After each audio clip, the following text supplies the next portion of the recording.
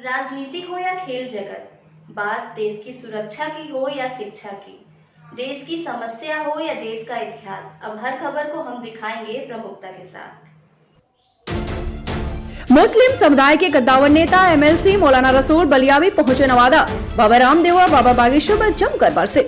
नवादा बिहार के नवादा पहुंचे जनता दल यूनाइटेड के वरिष्ठ नेता व मुस्लिम समुदाय के कद्दावर नेता एमएलसी मौलाना रसूल बलियावी ने दहेज मुक्त कार्यक्रम को लेकर समुदाय के साथ एक महत्वपूर्ण बैठक का आयोजन किया।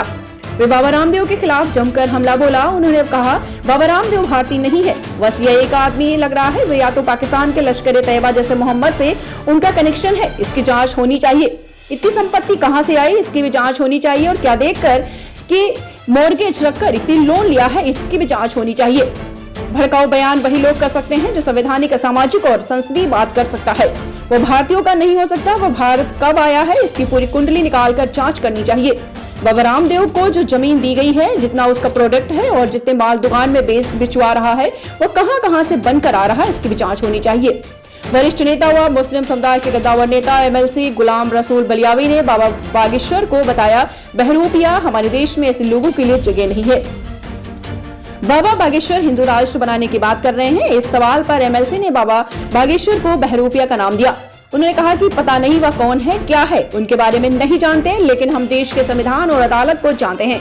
इस तरह के बहरूपे की जगह हमारे देश में नहीं है। जो कपड़ा व मेकअप से हमारे देश को गुमराह नहीं कर सकता।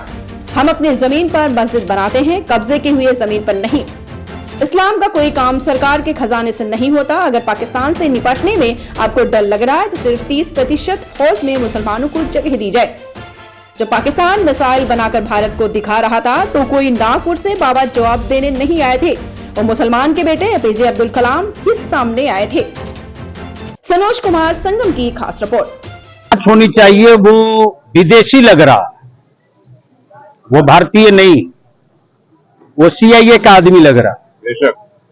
या तो पाकिस्तान के लश्कर तैयबा या जैसे मोहम्मद से उसका कनेक्शन है, इसकी जांच होनी चाहिए। इसके पास इतनी संपत्ति कहां से आई, इसकी भी जांच होनी चाहिए। और क्या देख करके, क्या मॉर्गेज रख करके उसने इतना लोन लिया है, इसकी भी जांच होनी चाहिए। इसलिए कि इस तरह की भड़काऊ, असंवैधानिक, असामाजिक, असंसदीय बात वही कर सकता है जो भारत का नहीं होगा। इसलिए वो आया कब है भारत, उसकी पूरी कुंडली खंगाल करके देश के सामने रखना चाहिए। और उसको जो जमीन दी गई है और जितना उसका प्रोडक्ट है, वो जितने माल दुकानों में बेचवा रहा है, वो कहां से बनकर आ रहा है, इसकी भी जांच होनी चाहिए।